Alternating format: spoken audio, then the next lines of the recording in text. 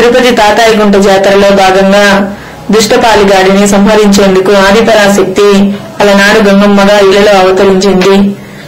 దాక్కున్న పాలెగాడి కోసం 5 రోజులుగా వైరాగి, బండ, తోట వేషాలు వేసి వెతికింది. కాని పాలెగాడు దొరకలేదు. దీంతో 4వ రోజు గంగమ్మ దొరవేషం వేసింది.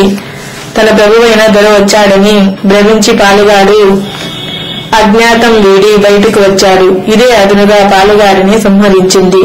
తరువాత మాతంగి వేషం ధరించి భర్త మరణంతో బాధపడుతున్న పాలెగాడి భార్యను ఓదార్చింది. స్త్రీజాతికి వారి బాధ లేకుండా చేసింది. గంగ జాతరలో భాగంగా 6వ రోజు సాయంత్రం గంగమ్మ భక్తులు సున్నపు కుండలు వేషాన్ని ధరించారు. ఆనాడు గంగమ్మ వేసిన విధంగానే వివిధ వేషధారణలతో దర్శిస్తే అమ్మవారి కటాక్షం లభిస్తుందని భక్తుల విశ్వాసం.